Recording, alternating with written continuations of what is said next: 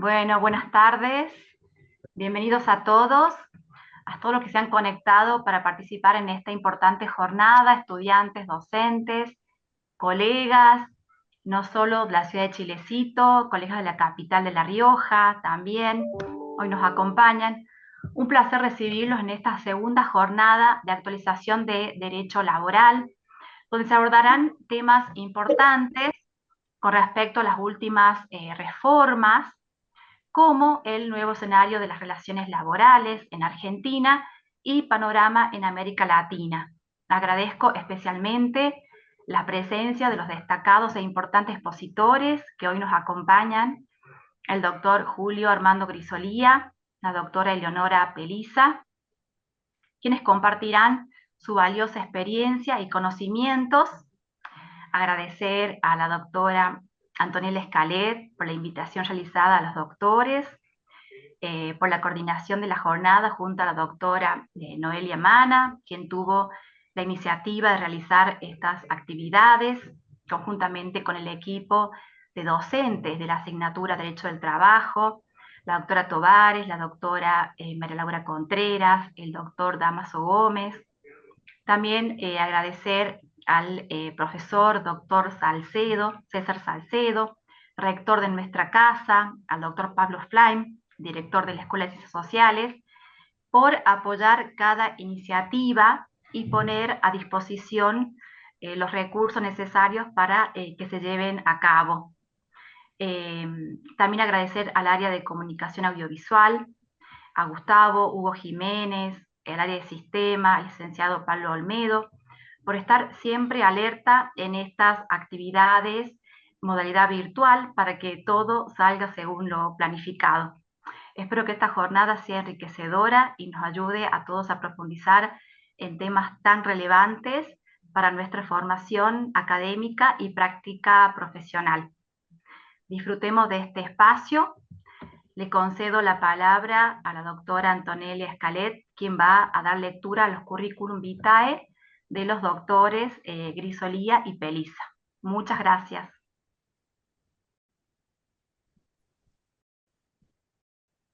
Buenas tardes a todos. Muchas gracias por aceptar la invitación. Son mis profes en la maestría de Derecho Laboral, de la cual el DOC es pionero. Y sobre todo por el federalismo que tiene su maestría, que llega a todo el interior del país desde Capital. Así que nosotros como una universidad del interior realmente estamos muy agradecidos porque haya aceptado nuestra invitación.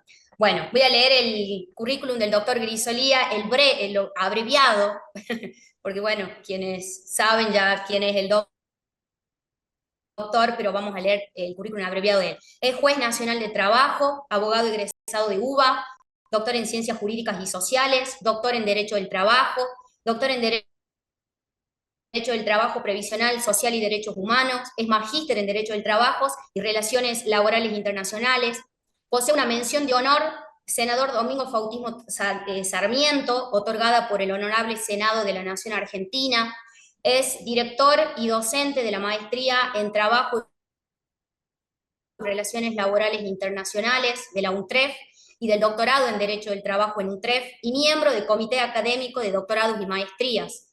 Es docente de grado y posgrado en distintas universidades, entre ellas profesor titular en la Pontífica Universidad Católica de Argentina, la UCA, en la Universidad del Salvador, USAL, y en la Universidad Argentina de la Empresa, UADE. Es profesor titular regular de educación simple, con concurso de oposición y antecedentes de las asignaturas de Derecho de las Relaciones Individuales del Trabajo, profundizada 1 y 2 del Departamento de Ciencias Sociales de la Universidad Nacional de 3 de Febrero, UNTREF, Tribunal Evaluador designado por resolución del señor rector de UNTREF, número 1137-05, es autor y coautor de numerosos libros de diferentes editoriales, de trabajos monográficos y artículos publicados en diversas revistas dedicadas al derecho del trabajo. Es director del Instituto de Estudios Interdisciplinarios en Derecho Social y Relaciones del Trabajo, IDES, de la UNTREF, director de la Revista de Derecho Laboral y Seguridad Social de Abeledo Perrot, de la revista IDES, y director científico de la Revista Internacional y Comparada de las Relaciones Laborales y Derecho del Empleo de ADAP. Es vicepresidente de la SAD y presidente de Lilera Argentina, miembro del Comité Científico de ADAP y miembro de la comunidad Cielo, que es la Comunidad para la Investigación y el Estudio Laboral y Ocupacional, jurado y asesor de tesis doctorales y de maestría, expositor en congresos y seminarios de la especialidad. Cuando le toque a la doctora Pellice, leemos el de ella. Tiene la palabra. Bueno, muchísimas gracias. Un enorme placer estar con ustedes en esta charla. Agradecido a Antonella que hizo el contacto en el Congreso de San Luis y a toda la Universidad de Chilecito por esta iniciativa de hacer estas jornadas de actualización tan importantes en el derecho laboral. Básicamente quiero hacer un análisis macro más de, yo sé que el viernes ustedes estuvieron hablando ya de la reforma laboral puntualmente. Me gustaría hacer como un análisis más general sobre las relaciones laborales en el mundo y en la Argentina, básicamente, y hacer ese análisis general que nos lleva a la necesidad de actualizar las normas, ¿no? En la dinámica en general de las relaciones laborales siempre influyen diversos factores de distintos orígenes, como puede ser desde la situación social, la política laboral, la legislación de fondo, la negociación colectiva, las normas procesales, también, por supuesto, la celeridad y la eficiencia de la justicia.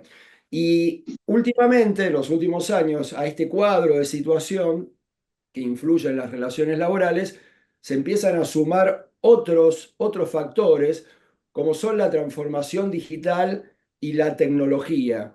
Y en el mundo nuestro aparece la figura del teletrabajo y más acá, más actualmente, lo que es el trabajo mixto, y aparece también una realidad que diríamos hay un mundo neurotecnológico en el cual todos estamos de alguna manera conectados, como en esta reunión virtual, con una inteligencia artificial que avanza sin cesar, que el comercio electrónico, por otro lado, que ha crecido exponencialmente, y esto que va a llegar y está llegando también a la justicia.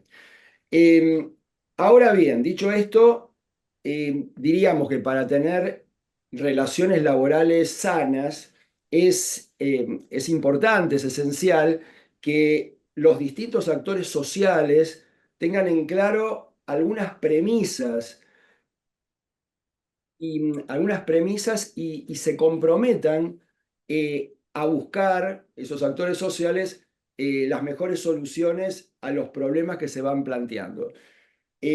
Vamos a ver algunos de esos factores que influyen en las relaciones laborales que recién describíamos. Empezamos por la situación social. Esto, yo lo vengo diciendo desde hace mucho tiempo, la situación social es un elemento disciplinador y flexibilizador de la dinámica de las relaciones laborales.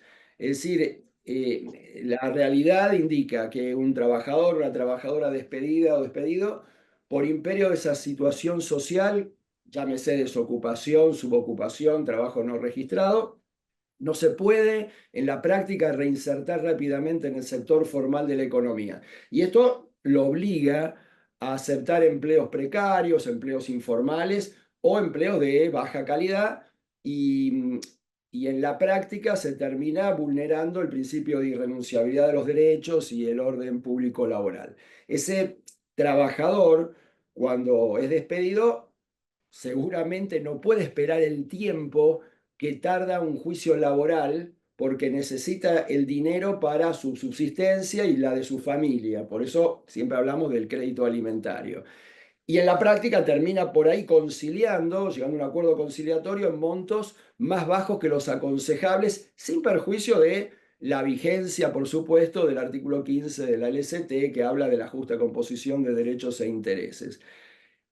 Los montos indemnizatorios que están previstos en las normas laborales, en la práctica lo terminan cobrando un segmento de la población. Y esto también hay que decirlo, son aquellos que litigan y pueden esperar el resultado del juicio. Pero además de esto que estamos hablando, hay una realidad que es más grave, que es la de aquellos trabajadores que, habiendo logrado una sentencia favorable, no la terminan cobrando por la insolvencia de sus ex empleadores. Es decir, no llegan al final de este proceso a cobrar el monto que le corresponde y que está declarado, por supuesto, en la sentencia. Todo esto que estamos hablando, por supuesto, se demora con la demora en la tramitación de los pleitos que provoca una virtual denegatoria de justicia y que termina transformando los fallos, los pronunciamientos en sentencias de mero carácter declarativo de derechos. Y por eso yo desde hace mucho tiempo vengo diciendo que es necesario lograr una mayor celeridad en la tramitación de los procesos y además a utilizar todos los medios o los institutos procesales para asegurar el crédito laboral, es decir, el crédito laboral desde la demanda, asegurar que se termine pagando, todo, por supuesto, por ejemplo, medidas cautelares, etc. Este es un tema, que es la situación social y la tardanza de la justicia mezclado con la situación social. El otro elemento es la política laboral. Cuando hablamos de política laboral, siempre pensamos que como meta hablar de desarrollo económico con protección social y tratar de preservar el trabajo decente. Esto está claro, es un objetivo que mayoritariamente se comparte. Ahora bien, para lograr esto hay varias cuestiones. Hay que mejorar la técnica legislativa, desde los más pequeños a los más grandes. Esto es decir, dictar menor cantidad de normas y que las nuevas normas que se vayan dictando sean claras, sean precisas. Es decir, las ambigüedades que hay en nuestros ordenamientos jurídicos generan interpretaciones judiciales encontradas. Y esto es un dispendio también.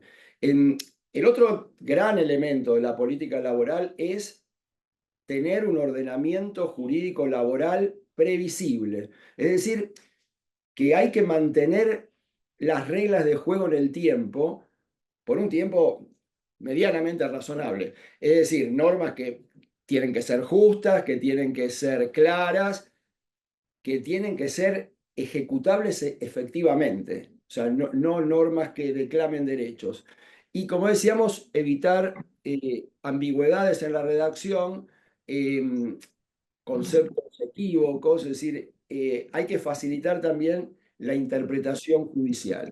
Y el Estado siempre tiene que tener, y esto lo hemos dicho hace mucho tiempo, ese rol de garante de las relaciones laborales y fiscalizar el cumplimiento efectivo de las normas y, en definitiva, sancionar el incumplimiento.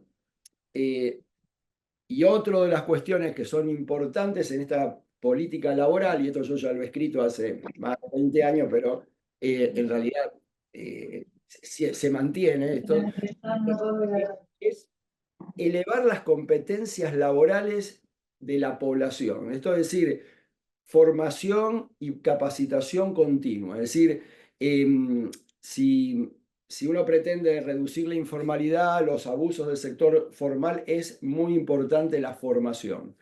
Después volvemos sobre esto.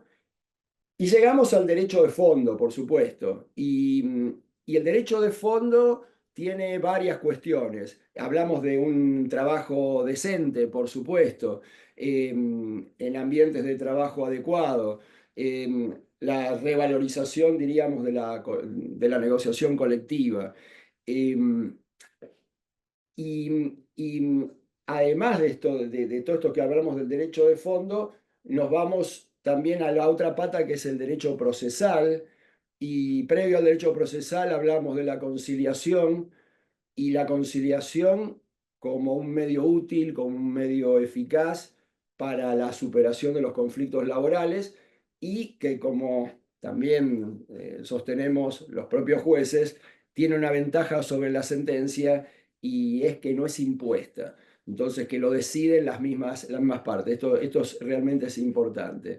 Y creo que es también importante, atento a esto de este tema de la lentitud de la justicia, propender a que se implementen sistemas adecuados de resolución de conflictos previos a la etapa judicial, con todo lo que implica la protección del orden público, irrenunciabilidad, etcétera. Pero en esa etapa previa es importante tener, hacer, digamos, que sirva de filtro al ingreso de demanda. Estamos hablando desde la práctica, ¿no?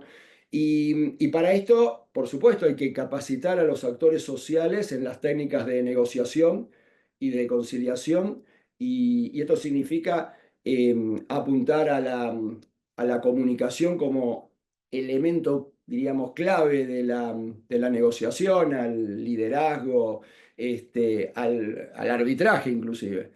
Y cuando hablamos de derecho procesal, que también es importante, por supuesto, eh, internalizar en los actores sociales los principios esenciales de las normas procesales nuestras, laborales, que son la inmediación, que no, simplemente, no solamente es la presencia del juez, sino una inmediación relativa a través de funcionarios que hagan también las veces del juez en la grabación o videofilmación de audiencias, etcétera. Entonces, por un lado, esa inmediación mezclada con la concentración de pruebas, por ejemplo, es decir, tratar de producir la mayor cantidad de pruebas en el menor tiempo posible. eh, y esto es importante para que el juez tenga una visión global de esas pruebas, hablar de la economía procesal, es decir, tratando de evitar o ahorrar esfuerzos inútiles, simplificar el proceso, evitar esa prolongación irrazonable. Entonces, el procedimiento laboral al que hay que apuntar de acá en adelante es un procedimiento judicial simplificado en serio. Siempre fue simplificado respecto de los códigos civiles y comerciales, pero esto tiene que ser más simplificado, más flexible, eh, despojado de excesos rituales. Lo ritual, el formalismo, no puede prevalecer sobre lo esencial, es decir, que es el derecho sustancial. Eh, Todos sabemos que ese exagerado apego a las formas no deja de ser un abuso del derecho, que en definitiva es totalmente incompatible con un servicio de justicia eficiente. Y llegamos a otra de las patas importantes de todo esto, que es el juez. Y los jueces tienen, sin duda, un papel preponderante en la dinámica de las relaciones laborales y en la política laboral. Eh, el juez es y debe ser gestor de paz. Y esto es más importante todavía cuando hay épocas de crisis. Y esto también yo lo vengo repitiendo, y esto es jurisprudencia de la Corte. El juez eh, no tiene como función hacer ciencia del derecho, o sea, hacer ciencia del derecho en base a especulaciones abstractas, sino que el juez tiene que hacer jurisprudencia, es decir, usar de la prudencia en la realización efectiva del derecho. Entonces, no puede el juez renunciar conscientemente al deber moral de administrar justicia. Y también yo he dicho muchas veces en las charlas que hay que dejar de lado a los jueces de agua, que son los incoloros, los inodoros e insípidos. Esto lo vengo repitiendo hace mucho tiempo y me parece que el juez tiene que tener compromiso social. Es decir, el juez tiene que dejar de lado una interpretación teórica, literal, rígida de la ley, esa interpretación que, que se desentiende de los resultados concretos. O sea, no tiene que hacer una sentencia formalmente justa, es decir, sino que tiene que hacer a ver, contemplar las particularidades del caso, el orden público el orden jurídico, pero en su armonía total, o sea, los fines que la ley persigue, es decir, los principios fundamentales del derecho, las garantías, los tratados internacionales. Es decir, la búsqueda es el logro de resultados concretos, jurídicamente valiosos, para decirlo de una manera. Y cuando se habla de la equidad,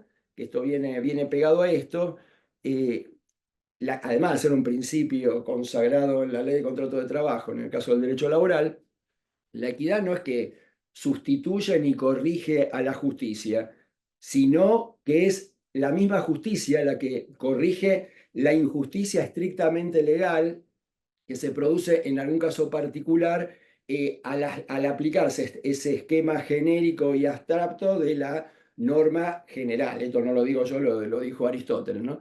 O sea, el juez tiene un valor esencial en la dinámica de las relaciones laborales y se nota mucho la diferencia de las calidades de los jueces en los resultados finales. Y también esto se vincula con el factor humano, porque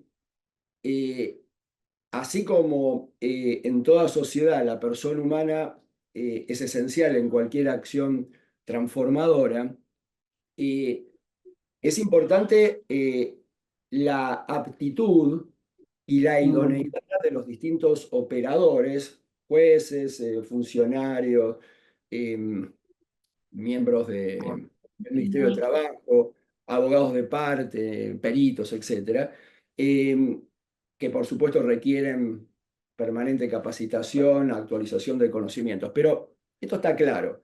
Pero además de la aptitud, es fundamental la actitud, o sea, no solamente la aptitud con P, sino la actitud con C, la actitud y el compromiso. Y a mí siempre me gusta citar una frase de Carneluti que marca muy bien el valor de los jueces, que dice que como la belleza de una música, la bondad de una ley no depende solamente de quién la compone, es decir, el legislador, sino de quién la ejecuta.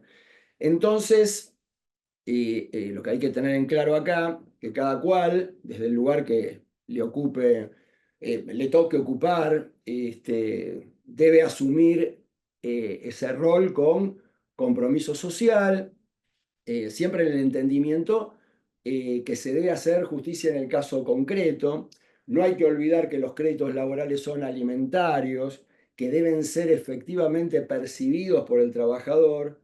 Eh, no hay que olvidar que el tiempo, en el caso nuestro, es justicia y que el derecho del trabajo, sin duda, es un derecho humano fundamental. Y dicho esto, que es como las premisas, esas premisas generales que influyen en la dinámica de las relaciones laborales, porque ustedes ven en cada una de las cuestiones que hemos visto, tanto la situación social como el funcionamiento bueno o malo de la justicia, el rol que asumen los jueces, la calidad de los pronunciamientos, el ordenamiento en general o las normas procesales, bueno, obviamente van marcando un camino distinto en el resultado. Y ahora se suman, por supuesto, lo nuevo, lo que se incorpora en los últimos tiempos. Y ya en la declaración del centenario de la OIT para el futuro del derecho del trabajo de 2019, ya fíjense que se consideran graves problemas la persistencia de la alta informalidad, las brechas de acceso a los avances digitales, la falta de alineación entre las habilidades y los conocimientos de los trabajadores con las necesidades de la producción, y esto hace necesario aumentar la inversión en la capacitación. Esto lo dice la OIT. Ahora bien, ¿nosotros qué deberíamos decir? Lo importante para abordar cualquier acción transformadora es tener claro que hay una nueva dinámica de las relaciones laborales. Y esta es una realidad que no puede soslayarse de ninguna manera. Y dicho esto, hay un nuevo escenario de las relaciones laborales. La pandemia sin duda aceleró modificaciones en un mundo del trabajo, en este mundo nuestro, y produjo sin dudas un punto de inflexión en las relaciones laborales. Y ese punto de inflexión se ve en los cambios, por ejemplo, en el perfil de los trabajadores y también en la mecánica de la prestación de las tareas. Estamos hablando de lo que pasó con la pandemia, que fue disruptiva, que generó un cambio de mentalidad o, si se quiere, actualizó algo que estaba si se quiere, en potencia. Y esto que estaba en potencia es la revalorización del tiempo, esa migración que se observó eh, al trabajo remoto en ese momento por necesidad, termina teniendo un fuerte impacto en la forma de trabajar, porque en la práctica lo que cambia es la forma de pensar el tiempo y el espacio. Y lo que empezó en el mundo con el teletrabajo, el famoso teletrabajo de la pandemia, se fue lentamente transformando y en la pospandemia aparece mucho más desarrollado el modelo mixto o híbrido. eh, Esto es la coexistencia del trabajo presencial y el remoto en un mismo vínculo laboral. Es lo que nosotros venimos llamando desde hace mucho tiempo el teletrabajo seguro 3x2. Eh, la premisa, ¿cuál es? Desde mi punto de vista, en las relaciones laborales inteligentes, aquello que se puede hacer remoto y que no requiera necesariamente presencialidad, se debe hacer remoto. Esta sería la base del pensamiento. Lo presencial se tiene que reducir a lo imprescindible, aquello que no se puede definitivamente reemplazar por lo remoto, y hay mucho que es necesariamente debe ser presencial.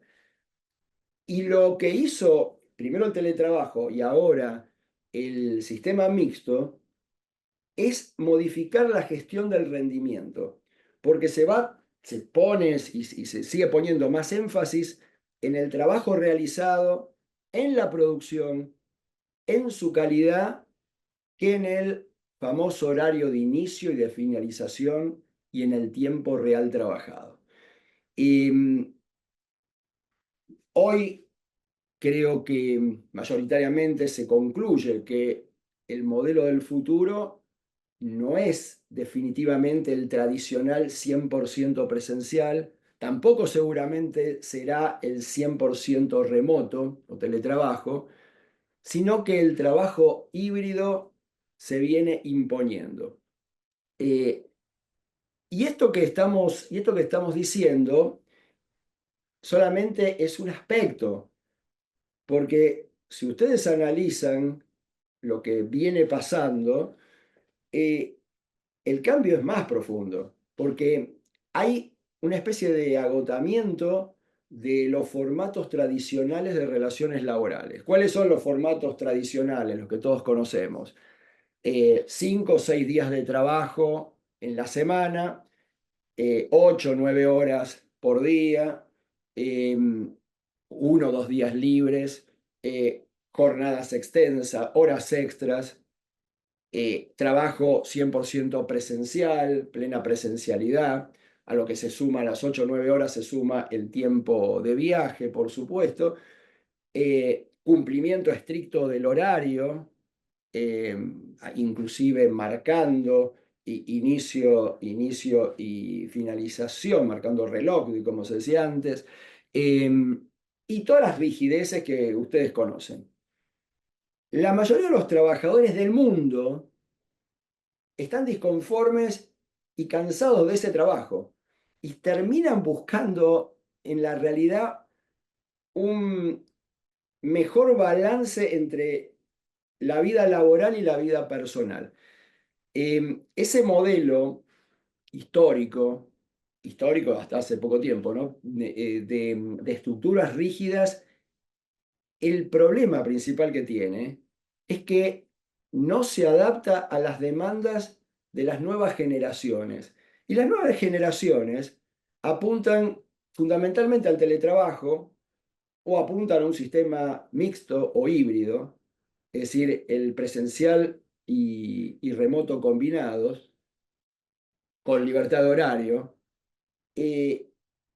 o si fuese presencial, aún siendo 100% presencial, no quieren jornadas semanales de 5 o 6 días, sino por ahí de 4, y jornadas más cortas.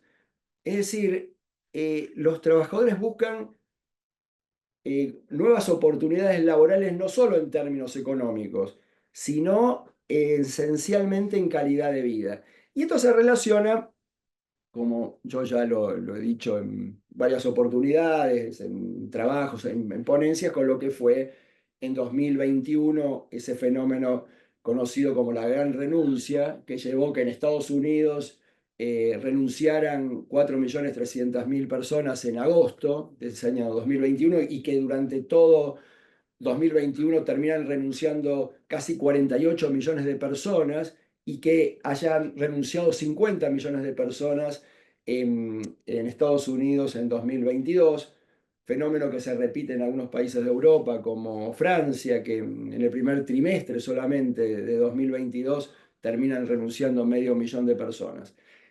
Eh, esa gran renuncia es una especie de gran despertar de los trabajadores que estaban cansados de estas largas jornadas, de esta falta de flexibilidad, de los pocos incentivos, de las ausencias de reconocimiento de su labor. Y en la Argentina, que se han hecho encuestas en 2023 sobre este tema, en el segmento de profesionales jóvenes con altas calificaciones, son los que más priorizan este balance del que hablamos de entre trabajo y vida, y más del 50% les interesan los sistemas híbridos, los sistemas mixtos, y el trabajo por objetivos. El trabajo por objetivos y no por horario, que les permite tiempo libre para su propia vida y para inclusive seguir capacitándose en lo que necesitan. Y este tiempo es un tiempo de transformación digital, es un tiempo de cambio de paradigma. Y, en la actualidad diríamos que lo importante es, como yo decía al principio, hablar de capacitación. Y yo creo que lo importante es que los trabajadores tengan habilidades. Habilidades, por ejemplo, para trabajos tecnológicos. Em, digamos, eh, la inteligencia artificial está como en todos lados, eh, se viene incorporando cada vez más a las relaciones laborales, se está incorporando a la justicia. Las empresas recurren a inteligencia artificial para mejorar los procesos, para aumentar eficiencia, para facilitar el trabajo y sin duda los trabajadores van a tener que capacitarse para poder competir, porque no hay duda que se van a perder un montón de puestos de trabajo, pero también se van a crear otros, y esos nuevos trabajos están requiriendo mayor capacitación básicamente en tecnología, y algunos serán digitales y serán sin frontera, pero en realidad estamos asistiendo a un cambio de paradigma. Y para poder subsistir en este cambio de paradigma, sin duda hay que sumar nuevas habilidades, hay que sumar nuevas competencias. Y en este nuevo escenario de relaciones laborales, de trabajos remotos, 100% remotos o mixtos o presenciales con mayor flexibilidad, las propias actividades tienen que adaptarse. Los trabajadores tienen que capacitarse para sumar nuevas habilidades, como decíamos, nuevas competencias, y las propias empresas tienen que reconfigurar sus procederes, es decir, ayornarse a esta nueva realidad. Y con todo esto dicho, llegamos al tema que es muy importante, que es la adecuación del marco normativo a la nueva realidad. No me quiero pasar de tiempo.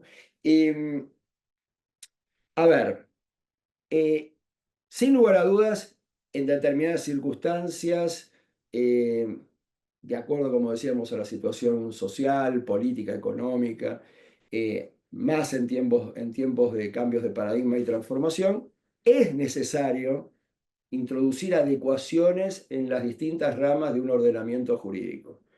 Esto es así.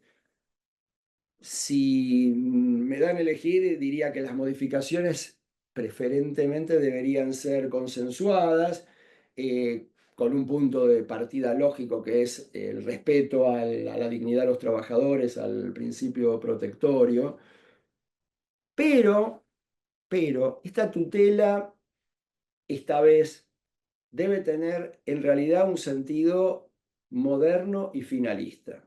Es decir, que tiene que ser efectiva la tutela. Es decir, generar lo que decimos una verdadera protección, no una protección meramente declamada, ya que esa protección meramente declamada se termina transformando en una falsa protección y en la realidad esa falsa protección termina desprotegiendo.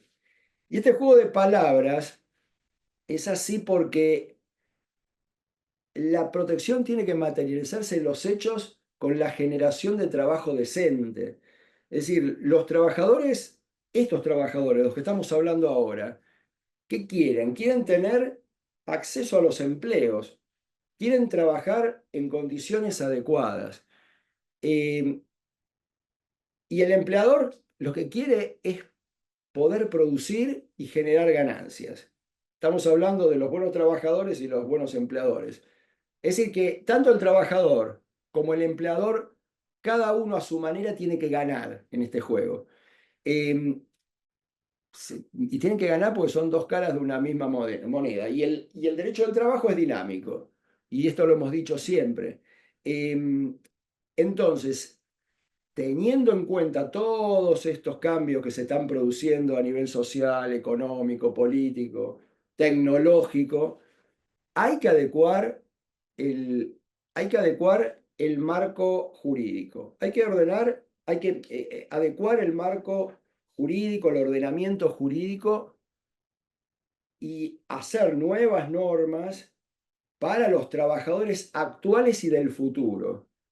Hay que dejar de legislar para los que prestaron servicios en la década del 70, de los 80, de los 90, y hay que dejar de legislar para una realidad que ya no existe.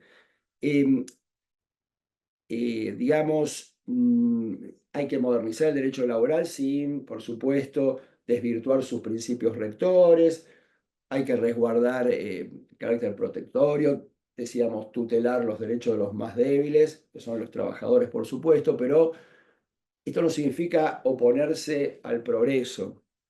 El crecimiento económico es necesario y, por supuesto, hay que bregar porque se consiga con desarrollo social. A ver, se puede obtener mayor productividad y crecimiento económico manteniendo no esta legislación, pero sí la esencia de la protección. Modernizar la normativa, pero como decíamos antes, protegiendo de otro modo, de una forma distinta, generando trabajo decente, generando la posibilidad de reinserción inmediata cuando se pierde el empleo, que es una forma más que efectiva de tutelar los derechos. Y para lograr todo esto, y ya vamos terminando, es importante el diálogo social, los consensos. Sin duda hay que terminar adaptando las normativas de trabajo a las nuevas realidades. ¿Es necesaria una adecuación? Sí, es necesaria una adecuación. ¿Una adecuación a qué? Al nuevo escenario laboral. La 27742, con sus claros y oscuros, con sus cosas positivas y negativas, en buena medida lo intenta. es el inicio, pero hay que modernizar las relaciones de trabajo para promover efectivamente el empleo formal y el empleo socialmente protegido. La negociación también es importante para esto. Adquiere un rol fundamental. Y cuando uno habla de uno de los grandes flagelos que tenemos, que es la pobreza se termina reduciendo con la creación del empleo. Y cuando uno habla de crear empleo, hay que apuntar a los más jóvenes, a las poblaciones vulnerables, es decir, a disminuir la informalidad y también a ganar competitividad con una actividad productiva que en definitiva sea menos costosa. Em, y creo que para lograr estos objetivos que estamos planteando en general, hay que repensar las condiciones, hay, como decía antes, establecer reglas claras, generar ese marco adecuado, ese marco que se relacione con la realidad productiva del siglo XXI, que preserve los derechos fundamentales de los trabajadores, pero el gran desafío que tenemos por delante es terminar reimaginando el mundo del trabajo.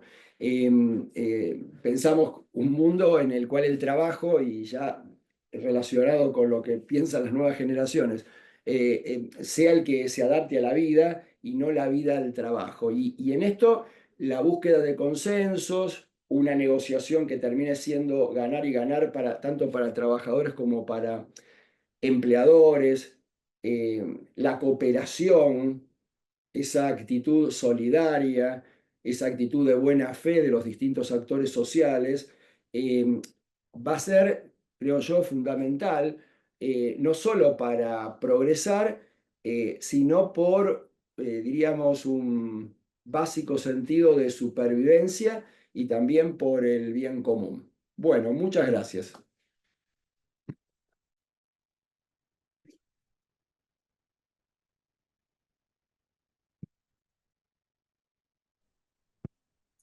Doctora Norma, no sé si usted quiere habilitar preguntas para los que están presentes. ¿Te parece que la habilitemos al final de cuando termine la doctora Pelisa? Bueno, le presentamos a la doctora Pelisa entonces. Muchas gracias, doctor Visolía. Muchas gracias, doctor. Gracias a Bueno, ustedes. de la doctora Pelisa tengo dos currículos, uno gigante y uno pequeño, pero a pedido de ella vamos a leer el breve. La doctora Eleonora Pelisa es abogada, magíster en Derecho del Trabajo y Relaciones Laborales Internacionales, es doctora en Derecho del Trabajo, profesora de grado y posgrado, juez del trabajo en la provincia de Buenos Aires y vicepresidenta de ILERA. Tiene la palabra, doctora. Gracias, Aldana. Muchísimas gracias a las autoridades de la Universidad de Chilecito por la invitación. Bueno, un poco difícil después del doctor Grisolía poder, bueno, equiparar algunas cuestiones y presentaciones. Y me parece que me voy a repetir en algunas cosas que Julio ya adelantó. Puedo compartir pantalla, ¿no? Pero vamos a tener una visión, si se quiere, o un panorama en Latinoamérica sobre el escenario de las relaciones laborales y sobre todo cómo algunas de las cosas que él mencionó, es decir, la realidad social como disciplinador de también muchas veces de la capacidad del trabajador de contratación, de poder negociar mejores o no condiciones laborales, la necesidad de una mejora en la técnica legislativa, este agotamiento de las formas tradicionales, cómo tiene que ser la tutela. Entonces yo me voy a referir también a cuál es el escenario, el panorama en Latinoamérica, mencionando algunas de las cuestiones que hizo mención el doctor Grisolía, y también algunos asuntos y asignaturas pendientes. Bueno, este es el panorama general y laboral de Latinoamérica en el Caribe en 2024. Un tercio de los latinoamericanos vive con $1.90.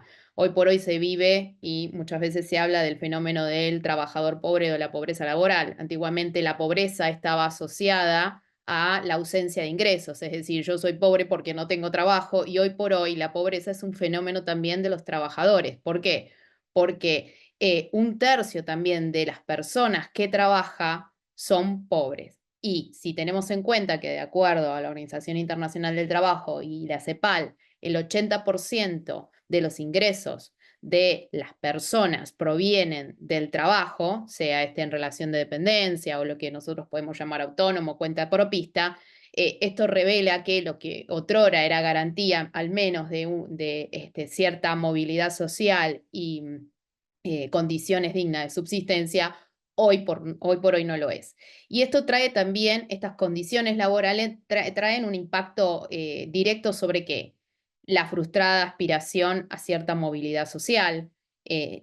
Vamos a ver que el crecimiento proyectado en la región es menor al 2%, por ejemplo, por la CEPAL, el Fondo Monetario Internacional lo establece en un 2.3%. A esta velocidad, los países en Latinoamérica a nivel regional podrían ver duplicado su Producto Bruto Interno en 100 años, es decir, lamentablemente nosotros no lo vamos a ver, pero esto revela también una insuficiencia, más allá de lo que es la normativa, de las políticas laborales en general, de la política de empleo, para revertir estas cuestiones. Y una cuestión también que es muy importante es la desigualdad social. Uno tiende a pensar que las mayores distancias en ingresos están en regiones como Asia o África, pero desde hace más de 3 lustros, la región más desigual del mundo es Latinoamérica, es decir, aquella que tiene la distancia entre el que más percibe, el que más gana y aquel que menos gana. Y esas asimetrías y esas desigualdades se han mostrado inflexibles, por eso no vemos movilidad social. Y hacia el final, el cuadrito también muestra algo que la OIT viene advirtiendo desde el año 2004, que es lo que se denomina la paradoja del crecimiento sin bienestar.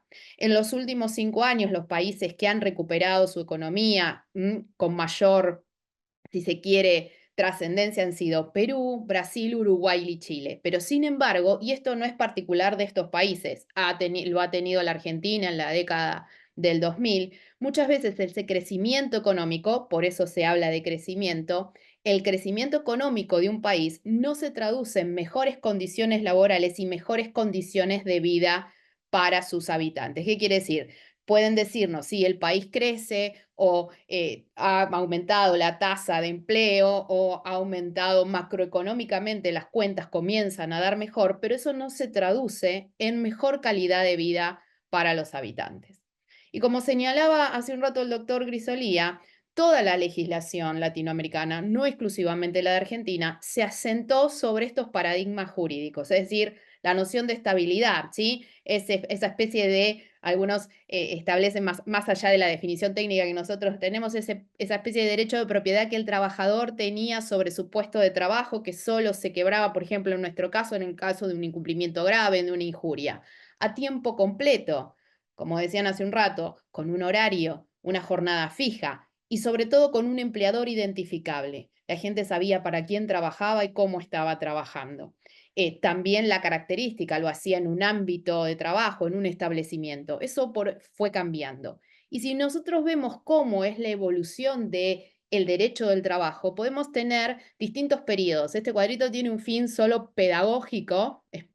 ¿Por qué? Porque en algunos países estos periodos no son tan matemáticos, pero el periodo de formación del desarrollo del sistema laboral es la mayoría de nuestras leyes. Nosotros lo vamos a ver en 1974 con la ley de contrato de trabajo, independientemente de la evolución que ha tenido el material laboral, podríamos decir que era proteccionista o garantista. Esta ley que protegía al trabajador individualmente considerado, la noción de orden público laboral, los principios de derecho de trabajo, cierta estabilidad y permanencia.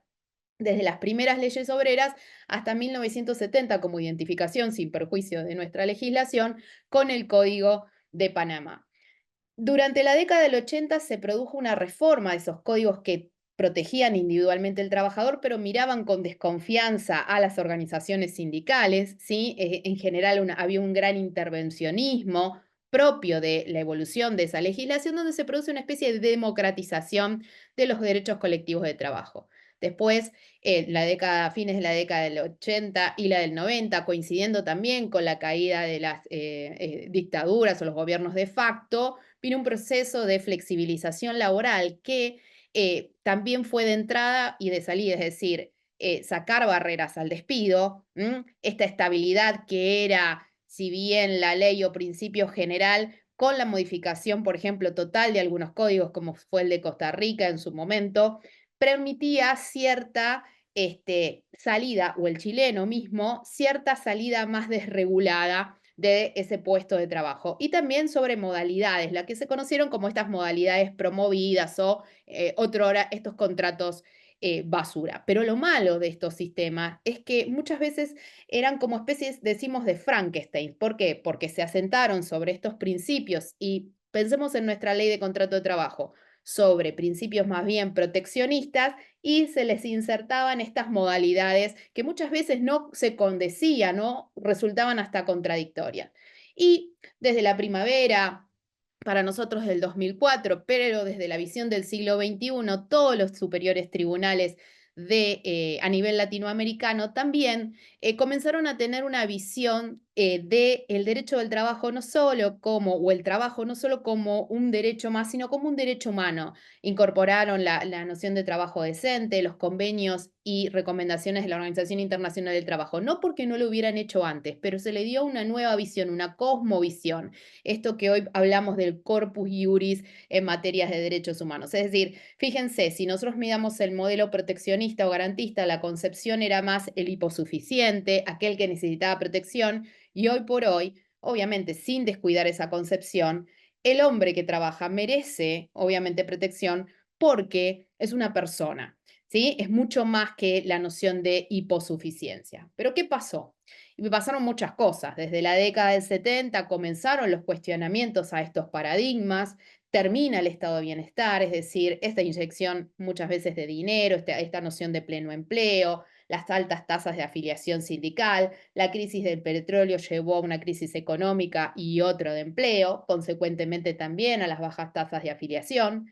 Después del proceso de globalización laboral, que lo que modifica es el ámbito del trabajo, ¿sí? Ya tenemos compradores y vendedores mundiales, estos mercados que se comienzan a llamar locales, ¿sí? Un poco de global y otro poco de local. Fíjense, hoy por hoy en el siglo XXI, estoy hablando a gente que no había quizás nacido y no lo conoció, nos asombrábamos con la existencia de un fax. Hoy estoy a un clic de eventualmente poder concretar cualquier transacción o poder trabajar desde otro lugar en el mundo. Entonces, estos avances tecnológicos redujeron las distancias físicas y también las temporales. Y después con la pandemia y con esta noción de industria 4.0 y conectividad, lo que mencionaba el doctor Grisolía, también se modificó el cómo, el dónde y el cuándo.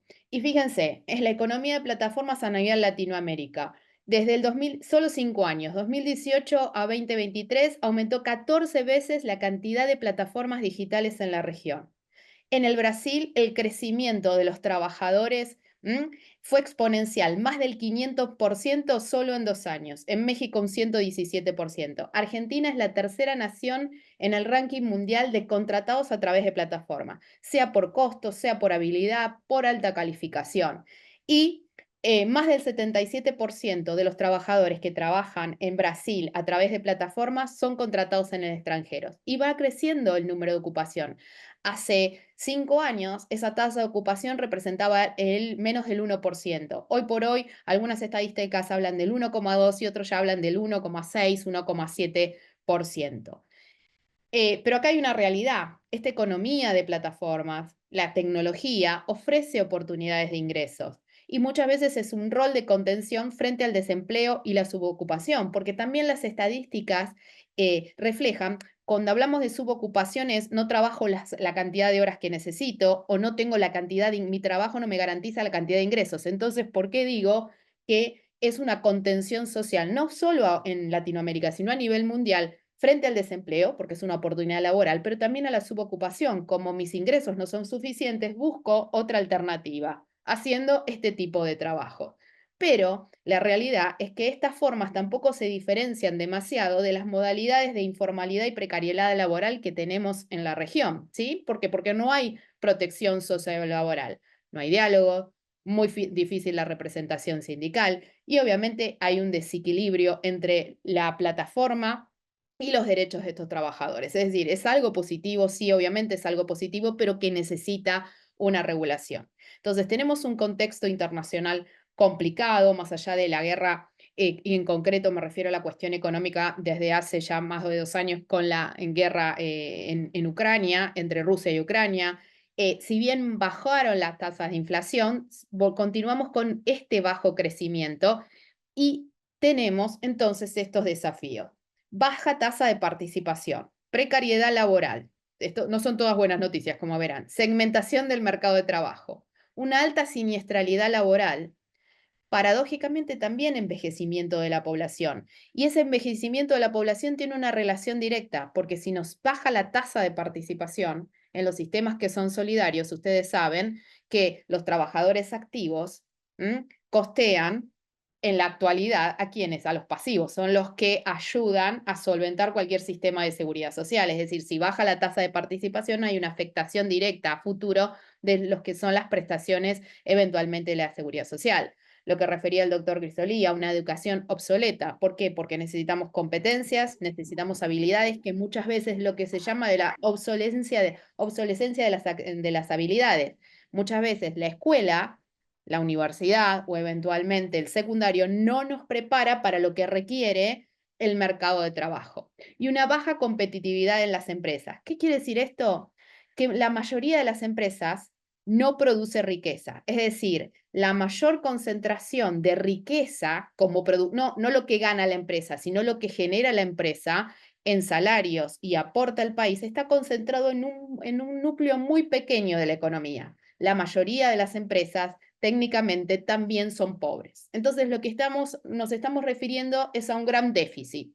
Siempre decimos lo mismo. Como decía Julio, uno hace bastantes años viene diciendo lo mismo y es un pecado a veces repetirse, pero también se repite la realidad. Entonces hablamos de déficit de la cantidad, déficit en la calidad, ¿sí? En la cantidad porque no se crea empleo, aumenta el desempleo. Y muchas veces cuando nos informan que bajó la tasa de ocupación, de desempleo, en realidad lo que baja en relación es la tasa de participación, es la cantidad de gente que en condiciones, ¿sí? que forma parte de la población económicamente activa y está en condiciones de ingresar al mercado de trabajo, no lo hacen. Ustedes, hay un fenómeno muy particular a nivel mundial que se los conoce como los ninini, ¿no? Ni estudian ni trabajan. Es decir, la gente opta por salir del mercado de trabajo, dejó de buscar trabajo. Entonces, 23 millones el año pasado, entre 2022 y 2023, estuvieron en la inactividad.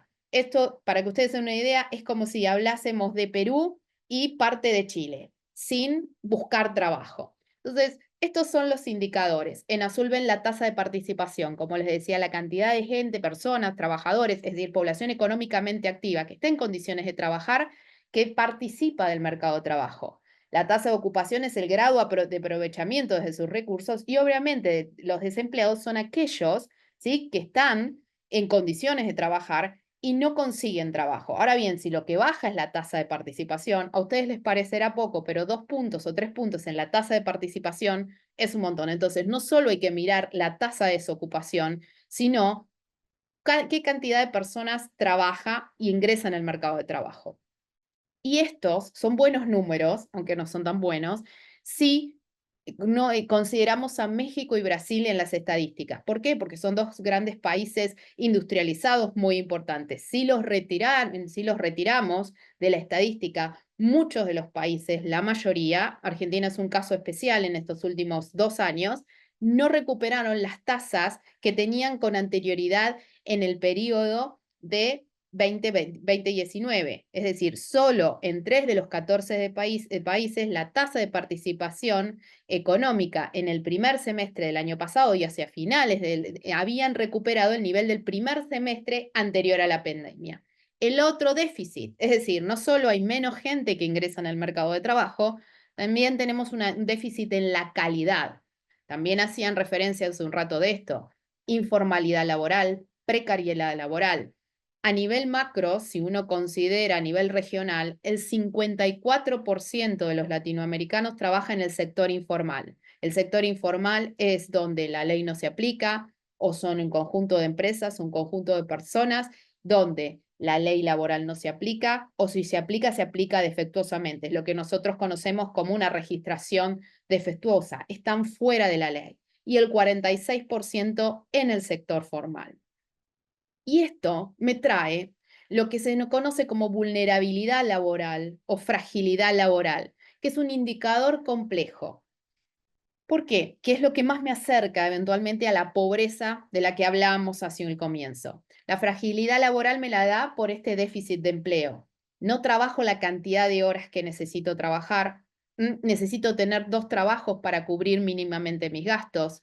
Esto me genera, por ende, este déficit de empleo también una pobreza en los ingresos y una gran precariedad laboral. Y la precariedad laboral me lleva a lo que se conoce como vulnerabilidad social, y de la vulnerabilidad social, lamentablemente, es la noción de vulnerables, son aquellas personas que tienen mayor posibilidad de caer en la pobreza. Y esto se los traigo siempre para mostrarlo. Muchas veces no podemos decir que los países no hayan ingresado o no hayan realizado políticas tendientes a combatir la pobreza, tendientes a combatir la informalidad, tendientes a la formación profesional. Muchas veces lo que no se repara y no se ve es la eficacia de esas políticas. Solemos ser críticos con nuestro país. Acá les doy un listado de todos los programas que ha habido en la Argentina. Pero Brasil, y se parecen todos, Brasil tenía los mismos programas, las mismas modalidades tendientes a insertar, digo mismos con distintos nombres, pero son siempre programa de inclusión de jóvenes, estímulo al primer empleo, la promoción al mundo del trabajo, actividades productivas. En México exactamente lo mismo. ¿Por qué? Y también veo y hago hincapié en los jóvenes. Ustedes saben que a nivel mundial en general el desempleo de los jóvenes triplica el de los mayores. Uno joven, aclaro, yo ya no, hace rato, pero uno joven en general en las estadísticas a partir de los, más allá de la prohibición del trabajo, ¿no? Pero el trabajo de los 15, 16 años, en Europa obviamente esto es hasta los 18, pero uno joven hasta los 26, 28 años, depende de la estadística. Entonces, estos jóvenes triplican el desempleo de los mayores. Entonces, ahí es la preocupación. Y hoy por hoy que se habla de reformas, yo sé que ustedes tuvieron la jornada ayer sobre la ley de bases y no se critican las reformas. Muchas veces lo que se critica o se cuestiona, si se permite, es que muchas veces los diseños de esas reformas laborales, si quieren piensen en la Argentina, piensen en Brasil, que los tenemos más cercanos, pero podríamos hablar de Colombia en el mismo sentido, incluso en México, las reformas siempre están ceñidos, estos planteos, antinomias.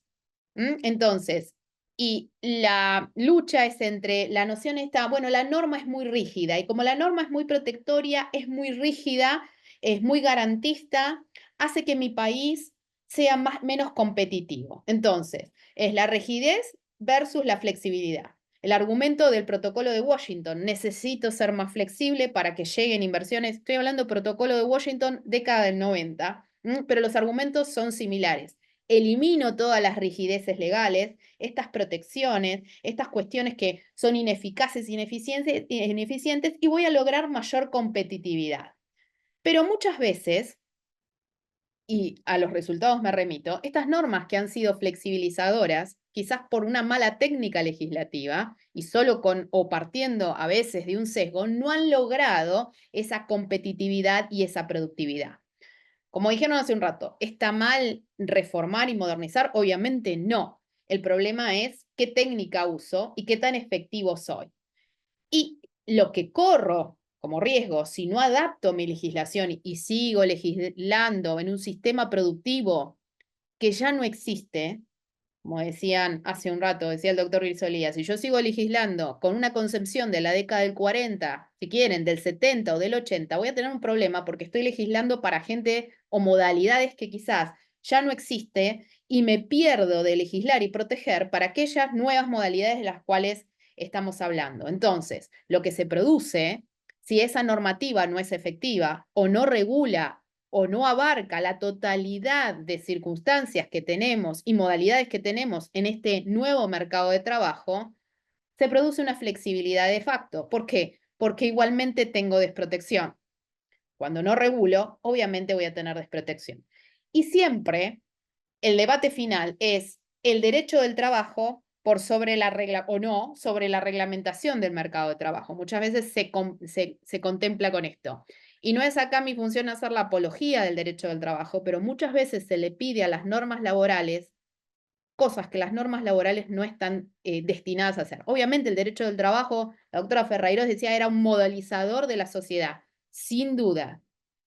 Pero una cosa es la ley de contrato de trabajo, la ley federal de trabajo, la consolidación de leyes de trabajo, que regula relaciones individuales y colectivas. Y otra cosa muy distinta es llevar a cabo, como decían hace un rato, una política en educación para que todos los trabajadores adquieran competencias y habilidades para poder insertarse en el mercado de trabajo. Es decir, voy a tener que tener una política de empleo, una política educacional, que no me lo va a solucionar un aspecto exclusivamente normativo. Es decir, el derecho social es mucho más que el derecho del trabajo. Estas relaciones laborales son mucho más complejas que una normativa laboral. Muchas veces tenemos o pecamos de omnicomprensivos cuando es un aspecto bastante no acotado, sustancial seguramente, pero es mucho más amplio. Nuestra visión debería ser más amplia. Entonces, como pongo acá, el marco jurídico es relevante, obviamente la ley importa, las instituciones importan, el debate de siempre es cómo importan. Obviamente las instituciones laborales van a tener una importancia decisiva de establecer cómo va a funcionar el mercado de trabajo laboral, pero también la economía y también en la vida de los actores sociales.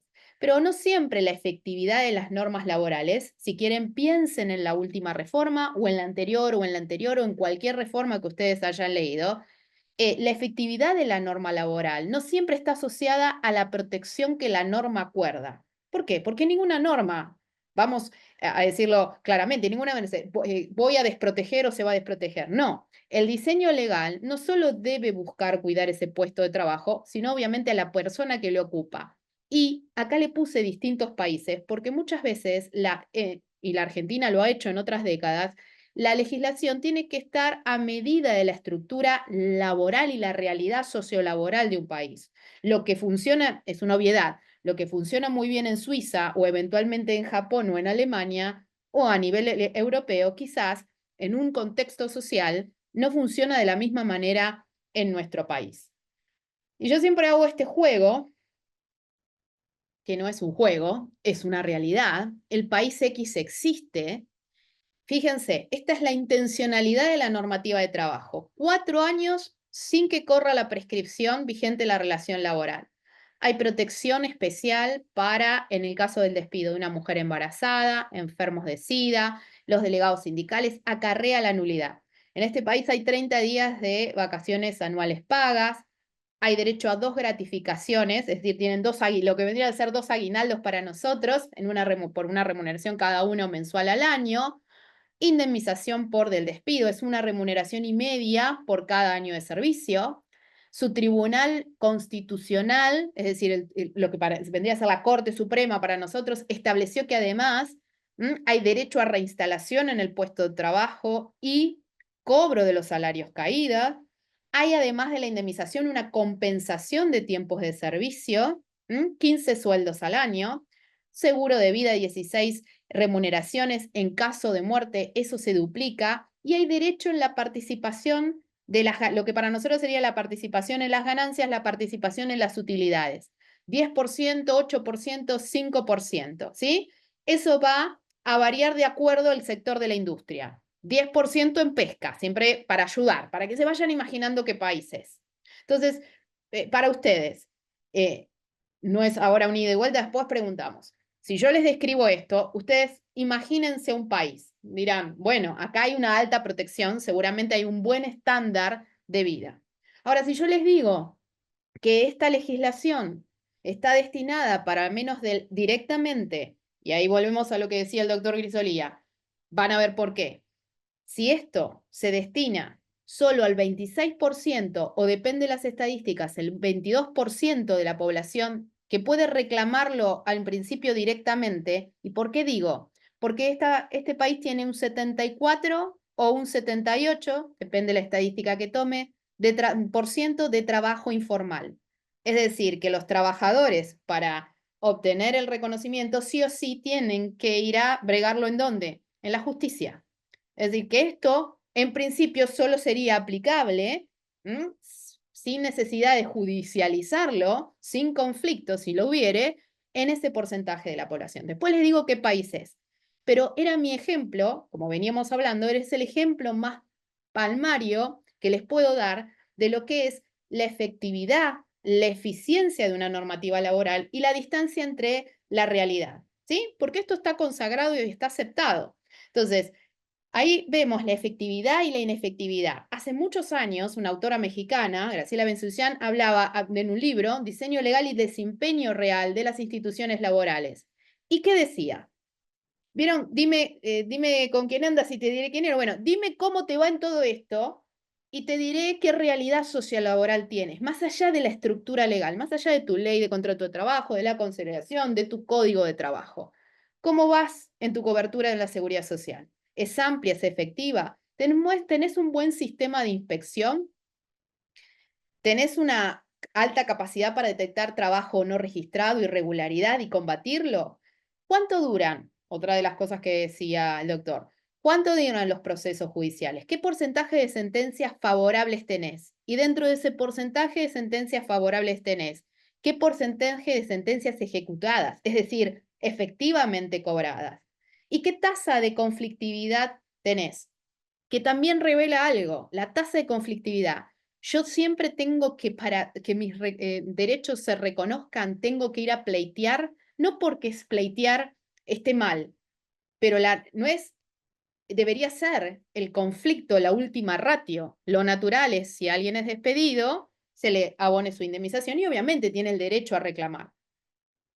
Nosotros, en proporción, tenemos mayor alta tasa de conflictividad laboral, juicios laborales, le digo, juicios laborales o contiendas laborales, no digo, no un juicio de valor, solo una reflexión.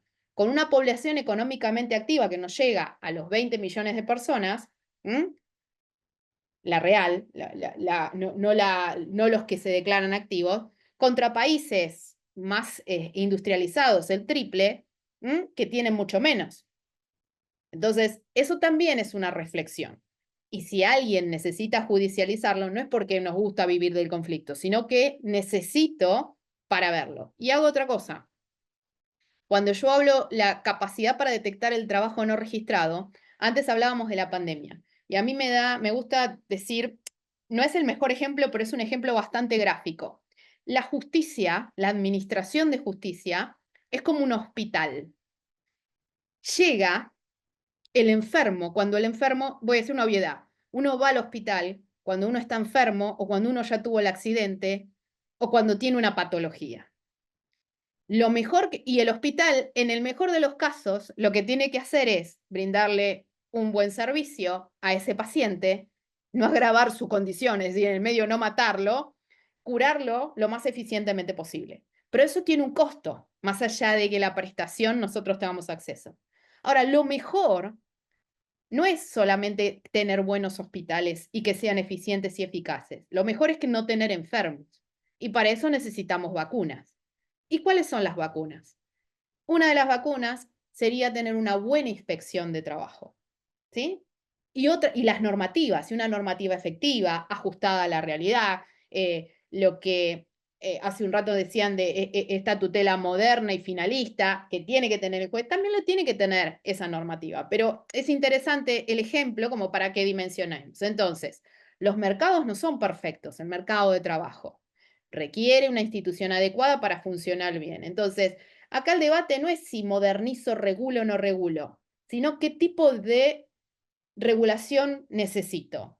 En el caso de la patología es, si yo sé que tengo neumonía, ¿qué tipo de tratamiento voy a necesitar y cómo voy a seguir ese tratamiento? Yo creo que la cuestión está ahí. Entonces, la ley importa, las instituciones importan.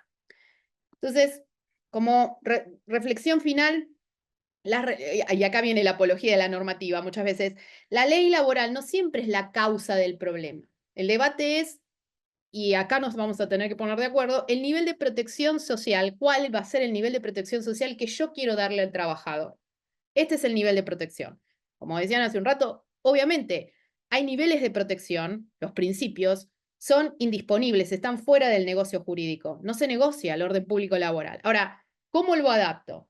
El presente y el futuro del derecho al trabajo tiene que ser una regla adaptada a la realidad. Entonces, hay que incluir estas formas atípicas, los diferentes roles de la relación laboral. Yo creo que hoy por hoy, no tanto abrazado a antinomias, no tanto abrazado a relación de dependencia. Hoy nosotros nos debatimos sobre el ámbito de aplicación, el 2, el 23, cuando el mundo también habla de otra cuestión, que es la relación de ajenidad. No solo si ejecuto una obra, realizo trabajo para otro, y ese otro se beneficia con el producido de mi trabajo. Es lo que conocemos como la noción de ajenidad, porque hoy por hoy tampoco a veces la dependencia técnica está tan clara. Necesidad de políticas públicas eficaces, tener una agenda social. Hay una agenda social, un proyecto, un horizonte hacia donde vamos. Hay un aumento en las inversiones en las instituciones de trabajo. Hay un aumento en la inversión en la educación, en la formación adecuada. Hay una relación, y esto lo digo porque hay una relación directa, acá no les traje el cuadro, pero hay una relación indirecta entre la pobreza y la educación. Parece que estoy diciendo una obviedad, pero los trabajadores más pobres en la Argentina, un trabajador no registrado y un trabajador que no terminó la secundaria tiene 30 veces más posibilidades de ser pobre que uno que tiene una educación profesional. Lo mismo, y se repite, Paraguay, Uruguay, hay un estudio muy interesante del año pasado de la Organización Internacional del Trabajo. Así como la pobreza se asocia a la pobreza de ingresos por baja calificación profesional, es decir, trabajo en labores que no tienen una alta calificación, eso proviene también de mi falta de educación. Entonces, una cosa no va disociada con la otra. Siempre digo, como para no terminar esto con cierta cosa de mal augurio, hace un tiempo el Banco, Interamericano de Desarrollo hizo una publicación muy interesante con distintas universidades y decían que Latinoamérica parecía como habitantes de tres siglos diferentes que van contemporáneamente. Por un lado, del siglo XIX, porque es verdad, hay una economía de un escaso valor agregado que nos sumerge en este 30% de la pobreza, esa baja productividad, competitividad.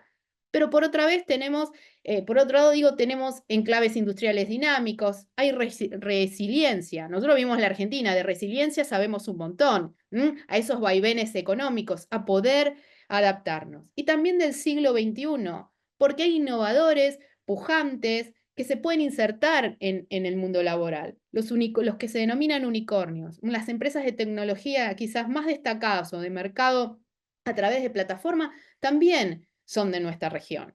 Y jóvenes con una buena calificación. Entonces, para terminar y no aburrir, yo siempre digo, no basta que un país crezca, que incorpore tecnologías, es necesario que ese crecimiento trasunte en una verdadera modernidad que garanticen mejores empleos de mayor calidad para esos trabajadores. Es decir, calidad además de cantidad. De 10 puestos de trabajo que se crean en la Argentina en los últimos 10 años, 7 o 6, depende cómo vamos en el año, son en el sector informal de la economía. Entonces, cuando nos dice, baja la tasa, hay que prestar atención en esto, bajó la tasa de desempleo. Muy bien, pero si de 10 puestos de trabajo, 6 son en el sector no virtuoso, en el sector informal, no voy a tener buenas condiciones. Es decir, tenemos que lograr crear empleo en ese círculo virtuoso. Tener ese empleo no es suficiente, tiene que ser de calidad. La verdadera justicia social requiere tiempo, cambios estructurales y un enfoque global, es decir, no solo la ley de contrato de trabajo.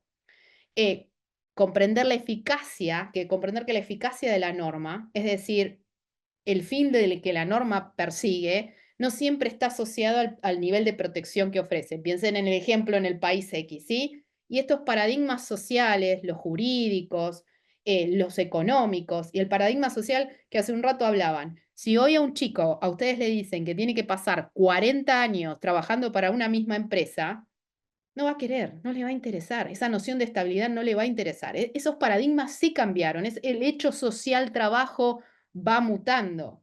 Ahora, hay ciertos principios axiológicos en los que se basa la protección del trabajador, que esos son inmutables y no deben cambiar. Bien, eh, ya creo que finalicé. Siempre digo algo que los hombres no es mío, es la Carta de Derechos, dice, los hombres necesitados no son hombres libres. Y eso es verdad. Entonces, lo primero que uno tiene que considerar es si estas normas sociales garantizan esa libertad por la no necesidad. Muchísimas gracias. Dejo de compartir.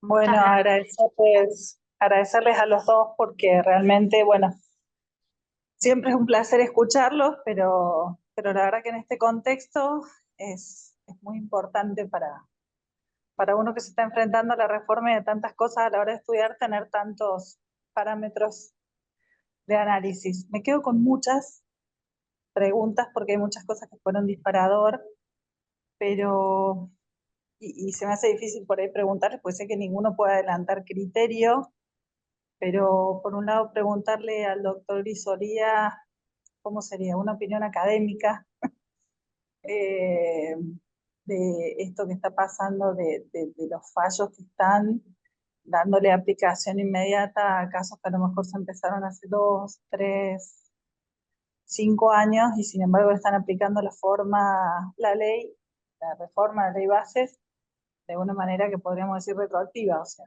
lo están aplicando hoy. Eso por un lado. Y por otro lado, para la doctora Pelisa, no sé cómo contextualizarlo, ya que trajo el ejemplo de Brasil, yo celebro que plantee esto de cómo están equipados los estados para realmente fiscalizar el cumplimiento de las normas o desde qué otro lugar se puede, no quiero decir este eufemismo de la eliminación de las multas, pero digo, bueno, si este es el contexto, sacar estas indemnizaciones por la no registración, hasta qué punto esto de no haber implementado medidas para reforzar las inspecciones de trabajo o el acompañamiento o la detección del trabajo no registrado, de qué manera ella ve que esto pueda, qué salida le encuentra a esta situación, porque yo creo que no va a ser una solución la eliminación de las indemnizaciones por no registración.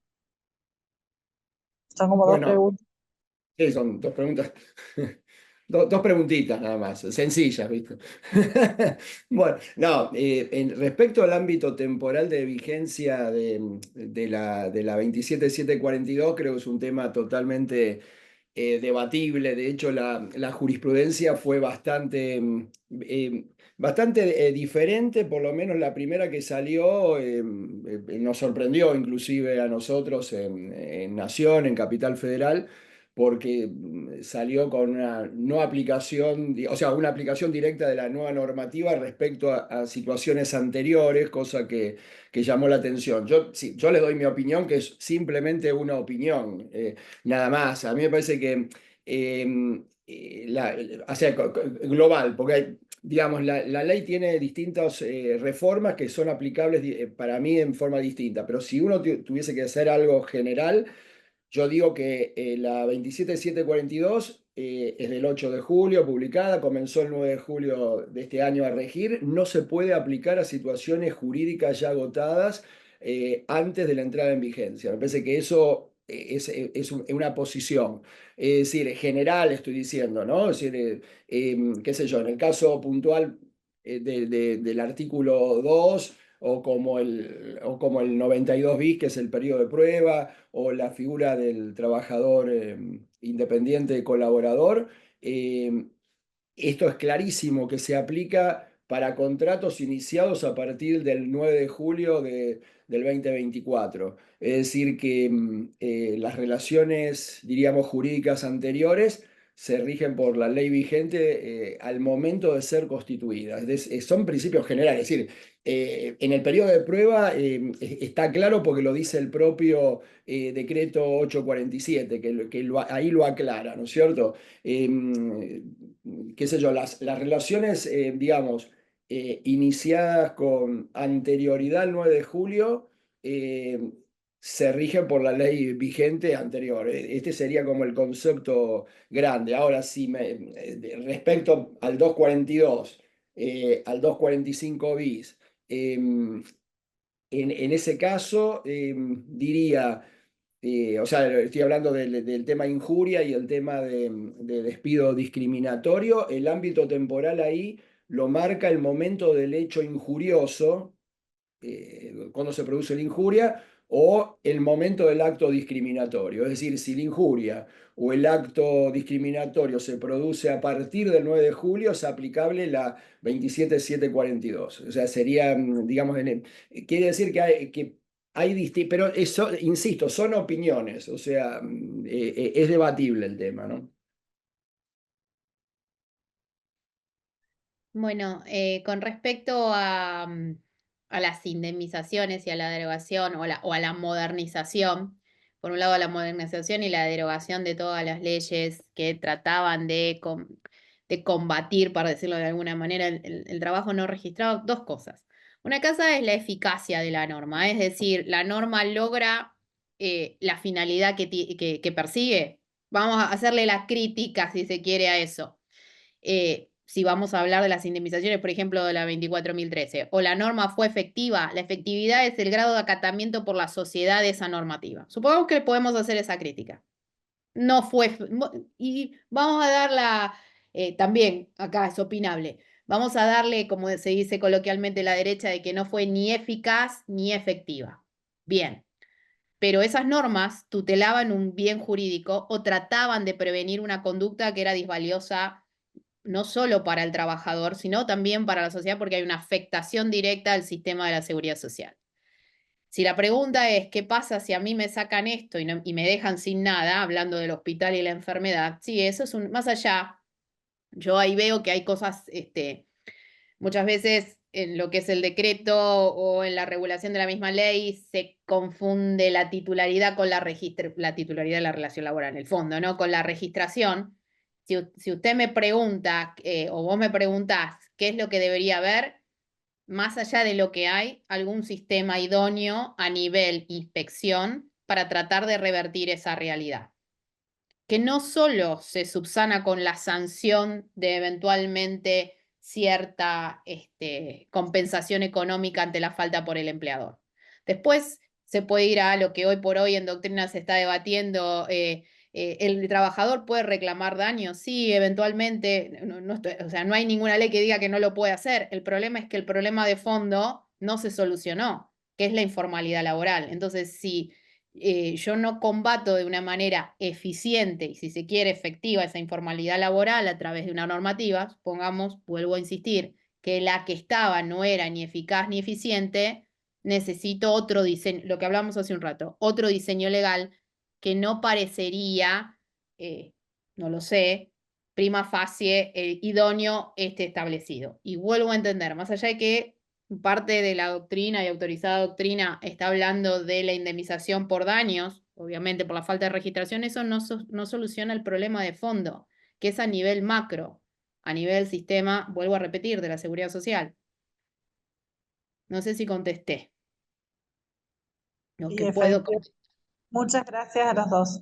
Muchas gracias. Anto, no sé si tenés ahí en el chat alguna pregunta, porque yo no lo puedo abrir. A ver, chequeamos. Segundos. Pero no me estarían figurando. Bueno. No sabemos si es bueno o malo eso, pero... A ver, no. No, solamente saludo de gente que fue ingresando, pero obviamente si quieren preguntar, están abiertas las preguntas. Ahí hay una, el doctor Mariano Albrisi, desde Córdoba, que fue uno de los profes y doctores que estuvo disertando el día viernes en la UNDEC, pregunta, el 245 bis nuevo, cuando habla de posición económica, ¿se podría aplicar a casos de deficiencia registral?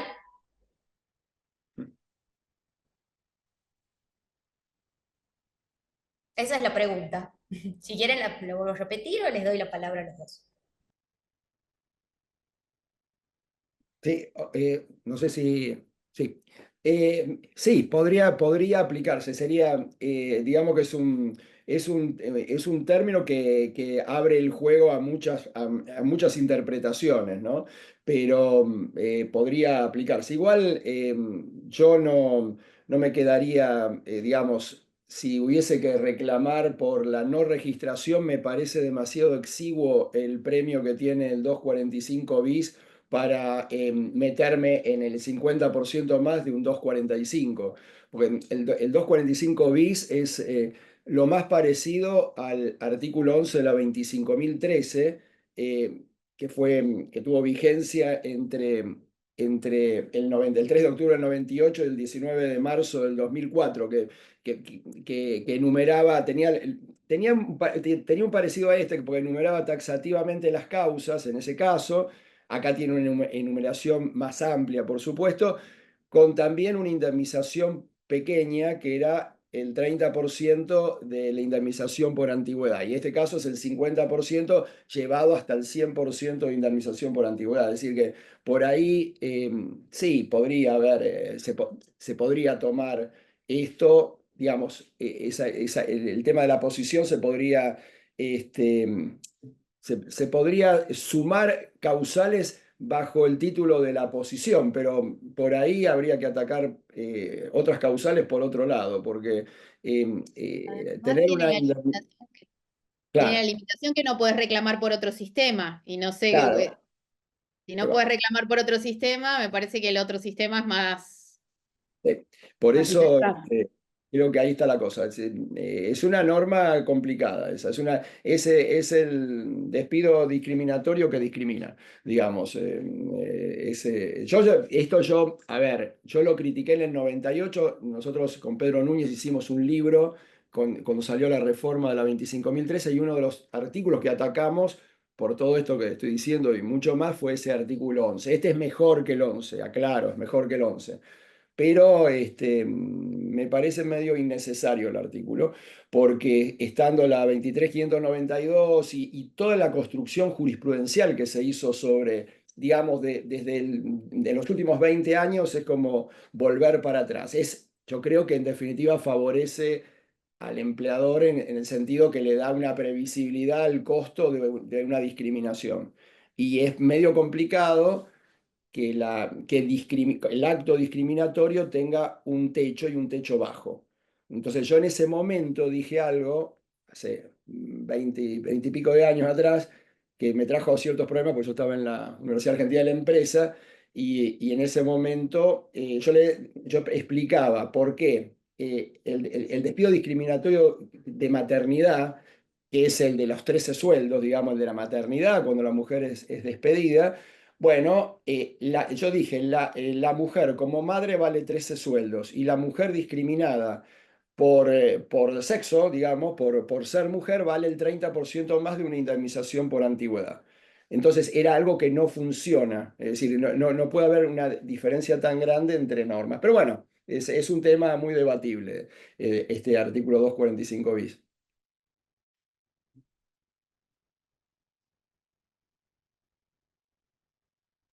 Bueno, muchas gracias, doctor. Nos ha dejado con mucho para pensar, sin duda, sobre todo en materia de discriminación. Creo que da hasta para un congreso aparte, porque los coletazos que nos va a dejar este 245 bis.